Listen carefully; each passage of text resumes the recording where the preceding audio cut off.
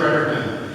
I'm Councillor Jason Lejeune from Ward 11, and I'm standing in right now for Councillor Garrity, who's the Councillor for Ward 6 and the Chair of the City's Public Safety Committee. I'll be facilitating today's engagement session, at least for now, perhaps the whole thing. Thank you for being here, and we look forward to collaborating with all of you. Many of my colleagues are here with us today, including Mayor Rogers, City Councilors. Stick your hands up. Steve Hicks, Councillor Breen, Councillor LeBlanc, Deputy Mayor Pike. I think I got everybody. Several city staff. We have CAO Hart here, Director of Engineering, Chief Forward, Chief Hillenbeck, and we also have Premier Holt with us today, and Minister of Social Development, Cindy Mons. Before we begin, I'd like to acknowledge this meeting is taking place on traditional Wolastoqey territory. The territory of the Wolastoqey people are recognized in the peace and friendship treaties to establish an ongoing relationship of peace, friendship, and mutual respect between equal nations. The river that runs through our city is known as the Wolastoq, along which live the Wolastoqey, the people of the beautiful and bountiful river. These have been difficult times for our community. As your neighbors, as your colleagues, and your friends, we sympathize with what residents are experiencing. Over the past few months, we've heard numerous stories of break-ins, vandalism, and theft. On behalf of the City of Fredericton, I want to assure you that we're here to listen, to learn, better understand your concerns, and to show support. Before we begin, I would kindly ask that everyone in the room collaborate respectfully and professionally. I know you have concerns, and I assure you that we are here to listen and will do so. Everyone will have their chance to speak during this session. The afternoon will start with remarks from Mayor Rogers, followed by a presentation by Police Chief Gary Ford, and then a question and answer period regarding public safety concerns and what the city can do to address them. City councillors and staff are on hand today to answer your questions, including members of the Fredericton Police Force and the CSSU, Community Safety Services Unit. We also have panels available for residents to review and share their thoughts and experience at the end of today's session. Thoughts and questions and the feedback gathered at our open house will help inform the city's new Community Safety Task Force, which has been started. Ensuring that community feedback plays a crucial role in shaping our safety initiatives. So without further ado, I would like to introduce Mayor Kate Rogers to come speak. Mayor Rogers.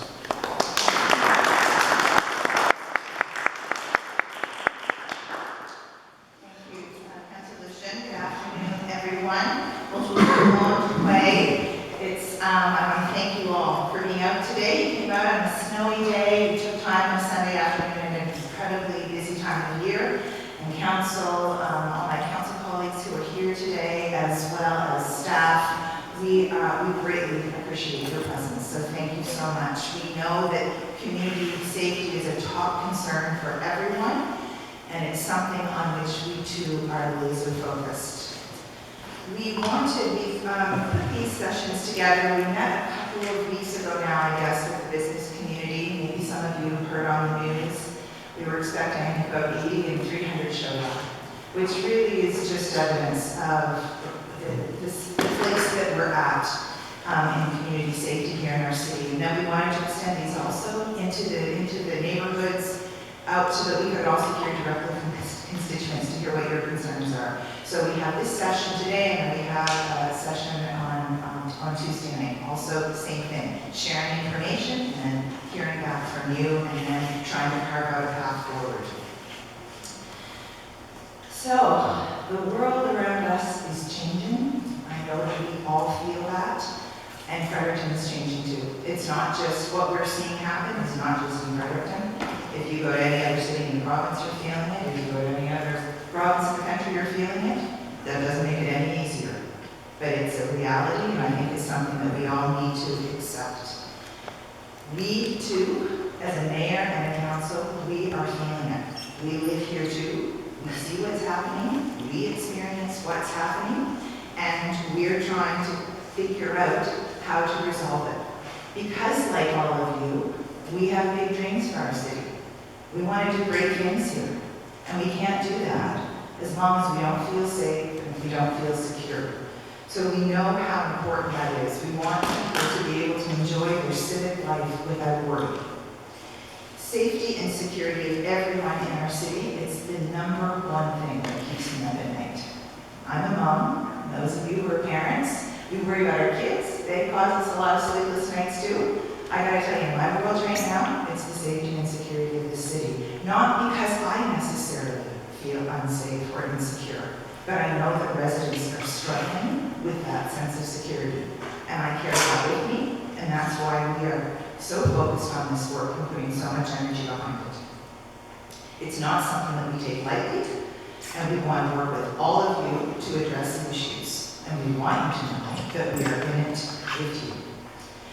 Council has made a number of significant investments in community safety since this council was elected in 2021. Things have been bubbling. We've been feeling it. I mean, I talk to you guys.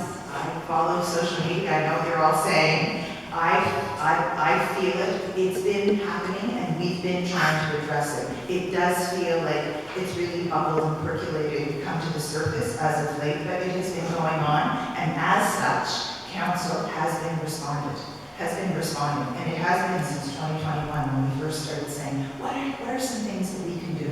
Working closely with police to figure out what that is we can do. We started with technology, body cameras, public safety cameras in and around the downtown, encouraging people to invest in their own camera systems. They do make a difference. We've also been trying to figure out how to get more police officers. Anyone who's following the news will know recruitment is a real challenge. People often say, we just need more police officers. We know we need more police officers. I think the police chief, I know he's going to share with you, we have allotted to the police department the full complement, whatever it is that they can require. The challenge is hiring police officers. But instead of just saying, oh, it's a problem, we can't hire police officers, what did City Council do? We made an investment. We created a satellite to the academy. We're going to be training police officers right here in our city that will be on the streets and into the community. Mayor and council also have provided funding for more civilians in the police force, more civilians that can go in, so they're not in the police force, civilians in the police department. They go and they work in the police department to free up resources so that the police can get out there. Also using technology to help expedite some of the reporting that police need to do. So we're doing all those things behind the scenes. Something that I hope all of you are really feeling of is the Community Safety Services Unit that was established. They are walking the streets in the downtown business area, on the north side business area, on our trails. They're now providing 24/7 service in the downtown and on Main Street. They are also there to be on the lookout for vandalism and graffiti, to connect those experiencing homelessness with services, to assist with proper needle disposal. So that was something that we struck up. We knew that it was hard to get police officers. We thought, how else can we deliver safety to our residents? So we did create this Community Safety Services Unit. It's now something other cities are doing this across the country as a way to try to get ahead of crime. Fire department, thank you to our fire chief. The fire department is now out patrolling overnight to keep an eye out. It's additional resources on the street. Under Chief Forward's leadership, the Community Engagement Unit has been formed, and he will be sharing more about that in his presentation.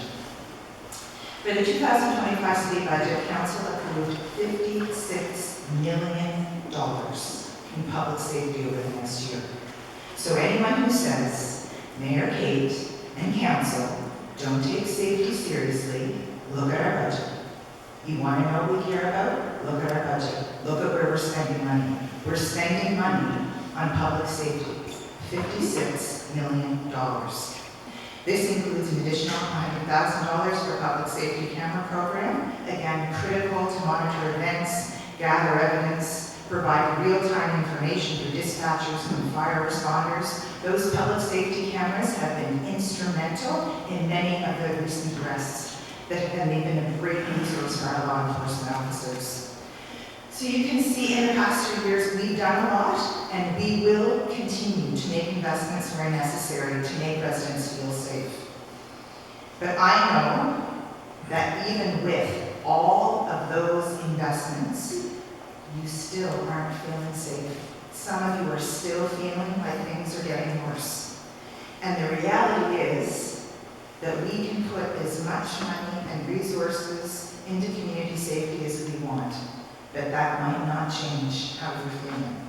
Because so much of that spending is reactive.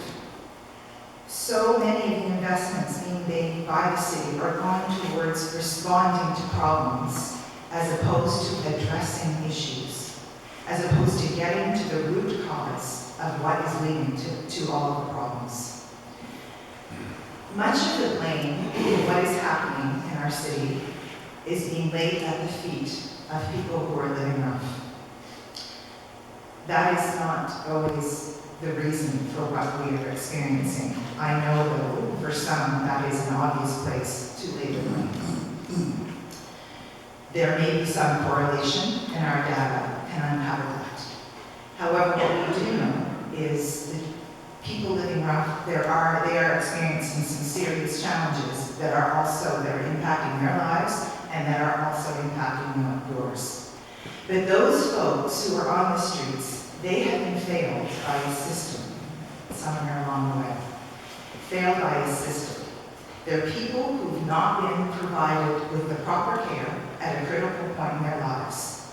When housing, health care, and basic needs are not met, we are all feeling the impact. Those experiencing those issues most of all, but all of us too, are feeling the impact. Some of it feel it more than others. No one is immune.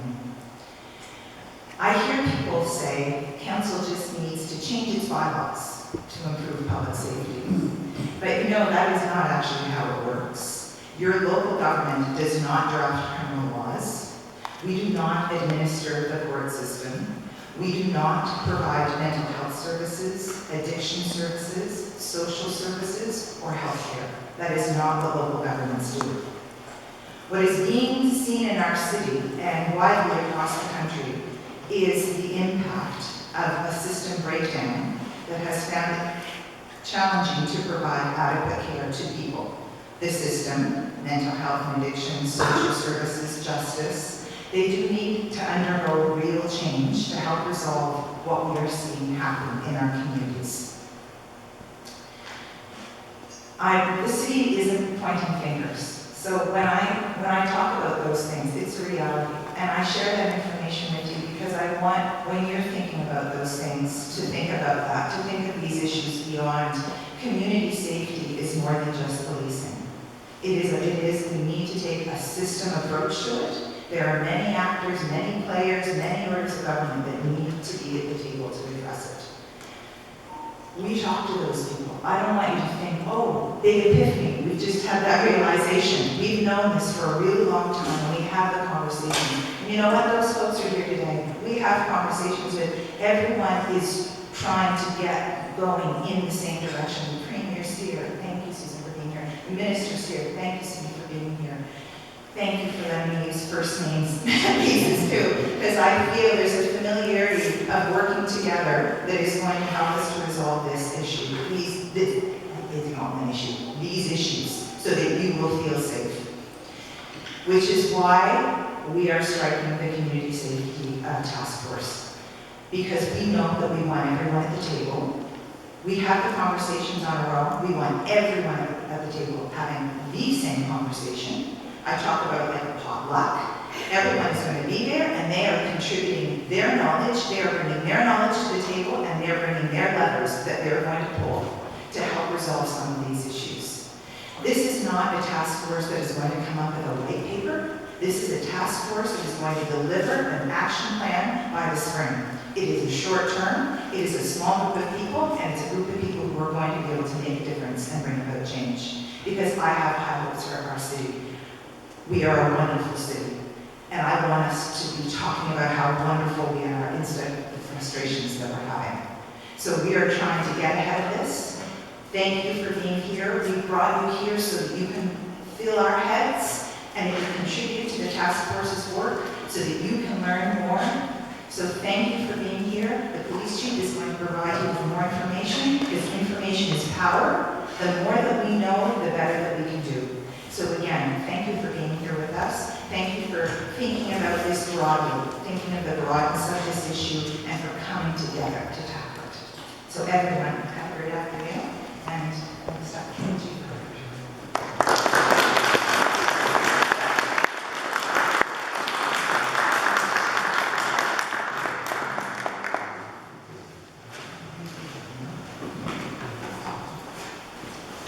I should ask, Chess, is there a clicker in for the presentation?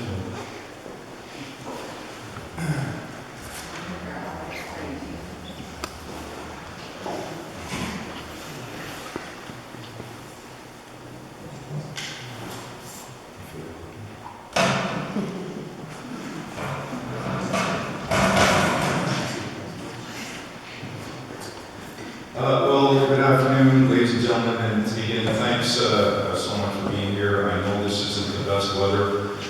We also had, I think this is perhaps helpful to state that we wanted to have a few more officers here today. I only bring it up because I think it's an important example of what the police have been certainly working towards with different challenges in the last little bit. Officers, you can well imagine, with some of the accidents that were happening over there.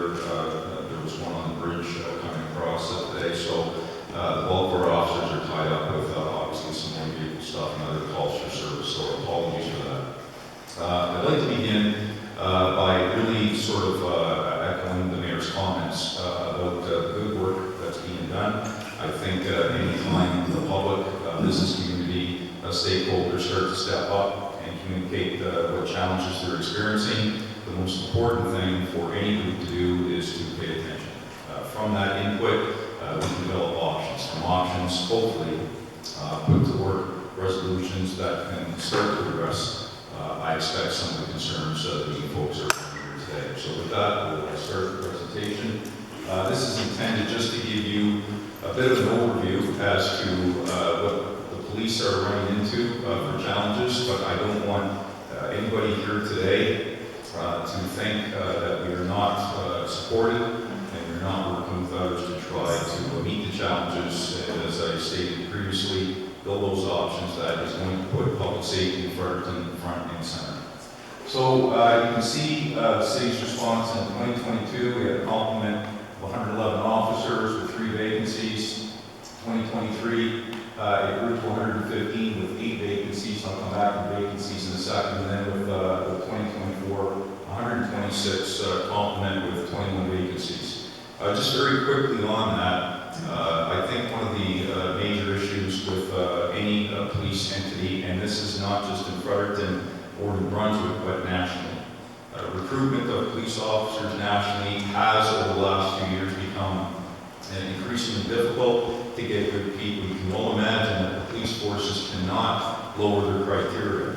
They're required to make sure that we're getting good communicators, people that are coming in and they're able to think quickly on their feet, dissect certain situations, and hopefully in a split second respond to that with the best possible approach necessary that ultimately ends safely. So from that, we've had, I think, just back to that, with the 21 vacancies, you can well imagine that police forces are doing what they can to draw different resources. Fredericton Police Force has seen a number of officers go to different police forces, and one of the key questions that I think the mayor, the deputy, the deputy CAO, the CAO, and council have asked us is to really take a close look at this. Why is this happening? And to be honest, I think that people leave for their own reasons. And important is that the organization meets with these folks, yes, to determine why that's taking place, but also to learn from it, to put measures in place, like the recent signing of an updated pension agreement that the city was able to make with both police and fire. This in itself goes a long way. And I'm not trying to be funny, but I met an officer a few weeks ago who was kind enough, transparent enough, trusting enough to come up and say, geez, Gary, I'm going to be leaving, going to the RCMP in Moncton. And I said, well, good, do you mind if I ask why? And he told me that he's in love. Well, who am I to stand in the way of love, right? months ago, and that's yeah. You're slowly putting yourself in my shoes. I was doing my best to recognize that this was important to this individual, and that he's found happiness, and the best thing that an organization can do is to get behind his people. So important to know why somebody was leaving, and I simply throw that example out there to let you know that people leave for different reasons. It's not always, from a negative perspective, but it could be for very good reasons. What we have and what I need to really make clear to not only the business community, residents, and our stakeholders, that the police force is fully supported by Mayor and Council. We have 21 vacancies that we have the ability, the opportunity to bring about, but these things aren't easy. I can tell you right now, one of the main issues that we're having with getting good recruits to the table is that social media. The scrutiny that sometimes may be out there is certainly having an impact, an adverse impact on potential recruits, and I think we have to do perhaps more to balance that social media scrutiny. And I think from a Fredericton Police Force, we've got our comms people, somebody else is here, we're Shasta's right. That's my police observation skill, Shasta City right. I think we're back, and we have good people working to really get more information. The recent FHS matter that just unfolded here a couple of days ago, teams working together to make sure that they were getting updated real-time information out to concerned parents and teachers and students who are experiencing something that we don't want to see anybody experience. So that continues. This slide basically shows the difference between priority 1, priority 2, priority 3, priority 4 calls for service. As you can see, our priority 1, priority 2 calls for service, these are our rapid response or our emergency response with lights and sirens. And you can see the priority 2 calls are quite extensive. They take up the bulk of our time, and when you have limited resources, you can well imagine that the queue or the triage calls in our queue are sometimes our partner violence matters that are in progress, our break-in enters in progress, our assaults in progress. So this has taken up a good amount of our time. We also have priority 3, priority 4 calls, which are largely administrative calls. And I don't want to get ahead of what we'll have with more information with the mayor that mentioned the community engagement unit. This is a new unit comprised of retired police officers that know our system. It's our records management system. They are good communicators. We purposely went out and found what we have are 6 of the very best veteran officers that we have out there. They will be making those phone calls to people that are reporting theft of a lawnmower, or they've had some minor property damage that they want to report their file numbers for. So they will be encouraging, educating the community to be able to go online and build that online presence. It's healthy right now. We'd really like to see it get used more. But they'll also be available to meet face-to-face. If somebody, the premier, calls us, I think we should send an officer to see the premier and theft of a lawnmower, so we'll make sure we get on top of that. These officers will reach out and they'll be able to take statements, in effect pulling those priority 3, priority 4 calls for service away from our frontline officers. So we'll have more of an opportunity to not only respond to priority 1, priority 2 calls, but to increase our proactive footprint. I'll say this, I don't have any stats to back this up, but my sense, after spending a few years in policing, has been that any healthy police force is largely 65% reactive, 35% proactive. I would suggest the Fredericton Police Force right now, and again, I'm making this up, but I think it's ballpark, is north of 94% reactive. We need to get school resource officers back in play, increase our community liaison officers, our beat patrol, our visibility, are all things that are well within, our opportunity to do once we build our resources up, and that's where it's headed.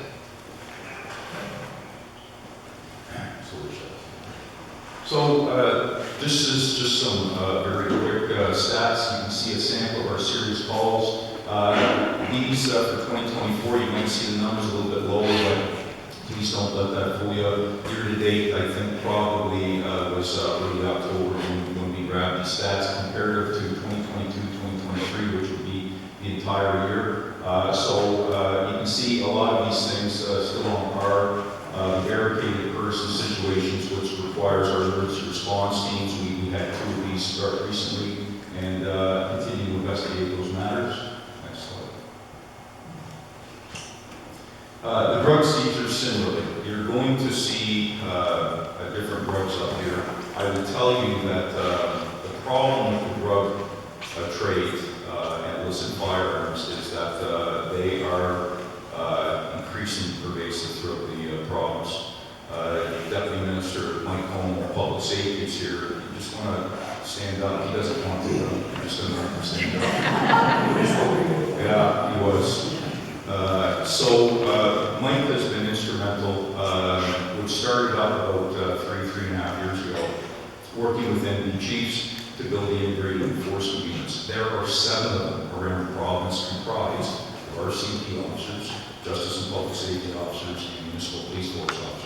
Fredericton has one of those embedded right in its police force here in town. What that means is that those that are engaged in the illicit trafficking of drugs and firearms, we have dedicated resources and units that know exactly who's who and who. So I think that's probably all I want to say about that. But you can tell it's a much needed program. Absolutely vital. And we communicate our stats back through public safety that gets back to the Premier so that everybody has a real good, up-to-date, timely picture on exactly just how prevalent illicit drugs and firearms are in the province. So with this slide here, you can see the 59.5 comparatively a little low for 2022-2023, but again, year to date, I think the concern is the replica BB or airsoft. We're now running into issues with 3D printing. Yes, there are 3D printing machines out there that will build a firearm, and it does not have to have a serial number, and nobody has to go to a store, and nobody has to get firearms acquisition certificates or PALs. So this number on the increase is of great concern. And of course, the 43, which is very much increased from 2022 to 2023, is the prohibited weapons that is largely seized when the police forces are engaged in going after drug warrants. Typically, in the late 1990s, we would go to a house with a warrant, we'd seize drugs. We rarely ran across firearms. I would suggest predominantly we are seeing more firearms in hand with drug seizures every day. And again, that becomes a chief concern and why we have the integrated enforcement units in play. I want to switch to the socioeconomic challenges right now, and predominantly we have the 3 main categories of living rough, the addictions, and mental health. Coinciding with this is Bill C-75. Now, I've spoken publicly about this, and I think it's important because I see a lot of comments in social media about the police managing to arrest somebody. It goes to our court downtown Fredericton, and geez, if only the judges in the Crown would keep those folks. But the judges in the Crown are operating on the same legislation as the police are. And Bill C-75, as it relates to those impacted or fairly categorized in the vulnerable sector, addicts, certainly people of lesser means, is problematic as it relates to the bill because it essentially directs not only police but the judiciary and Crown to release individuals. So I think this is fair. Police are working predominantly harder. In some cases 5 times harder to have somebody arrested, rearrested, rearrested before they're actually remanded.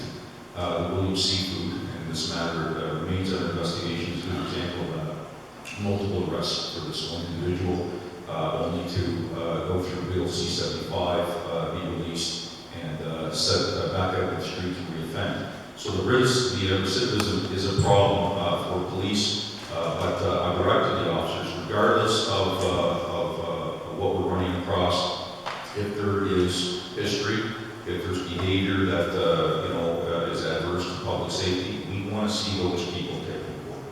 If the judiciary, the Crown, through Bill C-75 are in a position to release, then we'll leave that with those fine folks to deal with. But this is another challenge that we're experiencing. Just as a reminder, I'm sure I'm not telling you anything you don't already know, but police cannot arrest anybody for being an addict. It's just not something we do, although we get calls every day asking us to do just that. Certainly we can't arrest anybody for living rough, for being homeless. And with the Mental Health Act, there has to be specific criteria, whether it's self-harm, for themselves or others. It's difficult for us to fundamentally revoke somebody's charter, somebody's rights and freedoms when we don't have the proper grounds to do so. So very challenging and frustrating for police as well. This was a bit of a case study. So the number 177, we've had hundreds of mental health calls in 2024. The 177 was just one individual. Let me repeat that. Just one individual that police have responded to 177 times that has significant mental wellness issues. You'll be even more surprised to learn that the individual is 16 years of age and is a significant threat to police and themselves. So what do? We oftentimes have the ability to arrest under the Mental Health Act, and we will take up to the hospital. And because of the way the legislation is currently written, and again, back to the credit of public safety, there is dialogue, discussion, where we're working together to see, is there a different option? Is there a different opening for us to perhaps pursue that could make this better, but where police did not have to spend somewhere between 3 to 6 hours with an individual. This disrupts our ability to stay visible. It disrupts our ability to be able to get back out in the street and answer those priority calls for service. I think this is our final slide on stats, but some of the social related calls for service, you can see those up. I won't go through every one of them, but I do want to highlight the overdose, which is third around the fourth and bottom. So you can see even year to date, we're 92 up from total in 2023 of 38 and total in 2022 of 13. I can tell you that there are some very intelligent people, and perhaps others that are just learning, that are working in private, in clandestine labs, and they are building drugs and derivatives that have a greater capacity to impact the community. They are building drugs that are incredibly inexpensive, and they are building drugs that are incredibly available, and they are building drugs that are incredibly addictive. And when you have those three components in place, you're going to have an opioid crisis on your hands. This is what has been a challenge to a number of stakeholders, and program operators, and community and business owners in Fredericton and beyond our boundaries. Just back to some of the mayor's comments, and just really just to back that up, investing in community safety. The mayor spoke about the CSSU, the Community Safety Services Unit. I can tell you that, where's Brad Cameron? Is he? Yeah, no, you gotta stand up.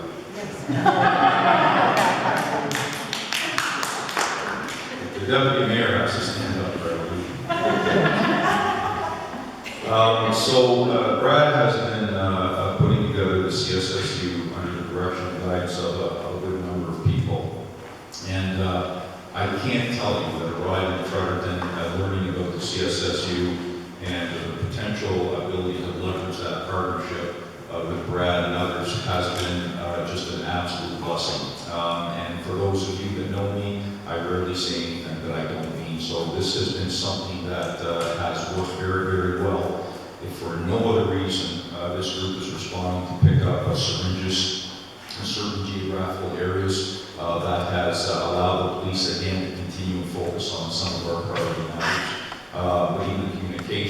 We're seeing it now since I think Brad and Inspector Dave Cooper have been able to sit down and really fundamentally navigate any of the challenges we had. And Brad, unless I'm missing something, that we have a very, very solid, smooth partnership in place. And I see the CEO's nodding his head too, so I think we can take that away. So thanks for that, Brad. The increased public safety cameras, I'll come back to that in a minute. Investing in the Fredericton Police Force, I think I'll steal the mayor's line. Just look at the public safety aspect of the budget. The councilors are here, and the dialogue, the discussion on that to recognize what was needed not only took place, but I think that recently came to the conclusion to advance what is incredibly important to the citizens of Fredericton right now. Enhancing trail lighting, we continue to meet with the trail groups and stakeholders to talk about that. I see Director Bill and Gamble, anything to add to that, sir? No, we got it covered. I'm not making you stand up.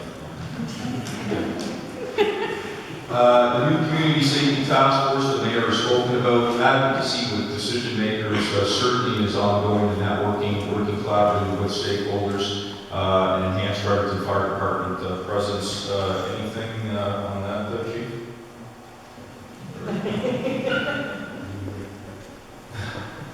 I can't even look at him. Is he smiling right now? City support for police. I won't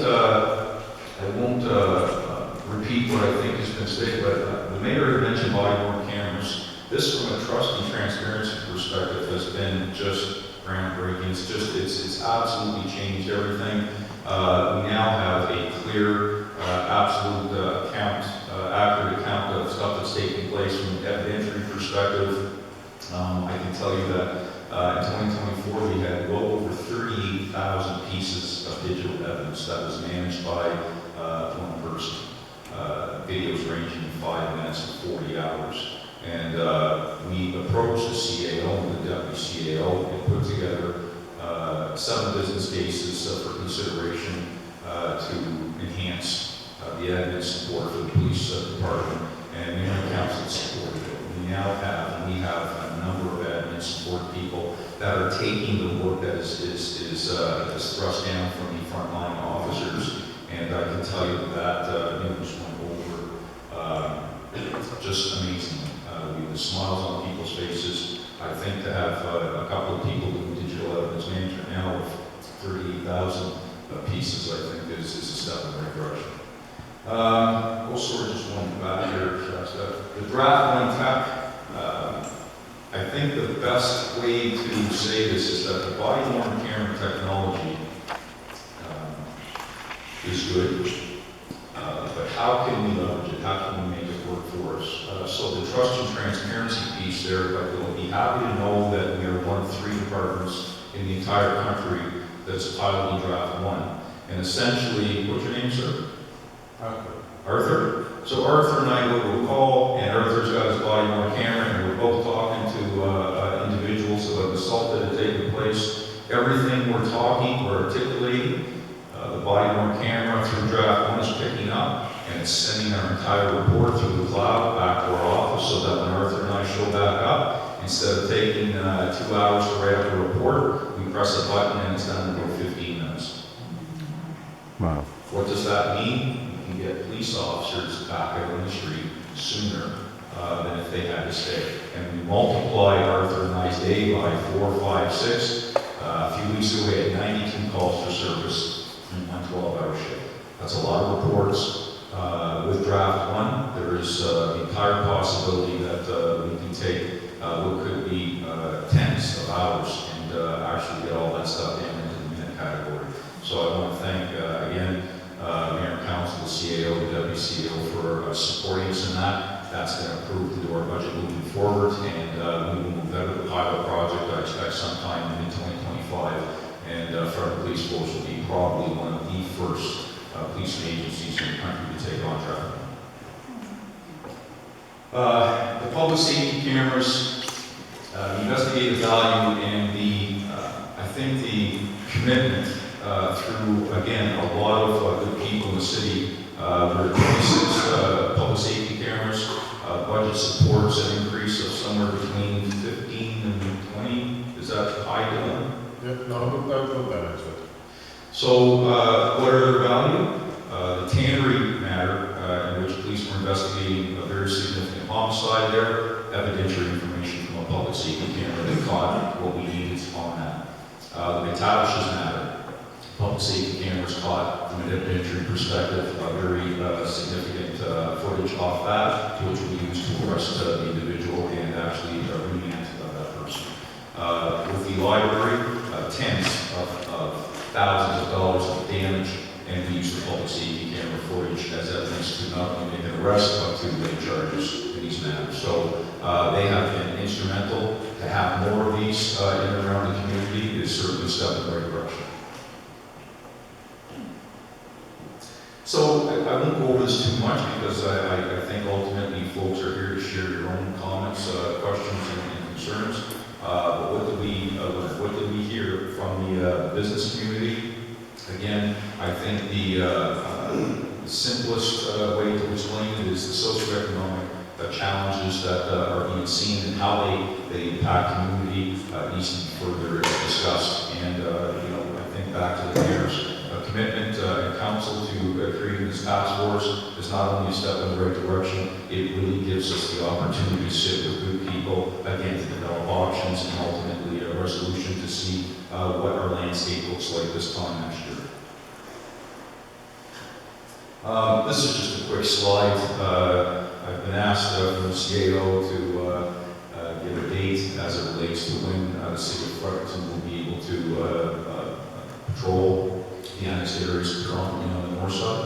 So November 4th, it's going to coincide with the graduation of our Atlantic Police Academy, the 12 that we have starting in January. And this, I think, will allow us to start building our resources so that November 4th comes along, we're in a very good position to be able to provide the best public safety services we can to citizens. And I think, Shasta, that might be it. So I think questions, comments, and concerns, I think we're going to go to everybody, so I'm going to sit back over there.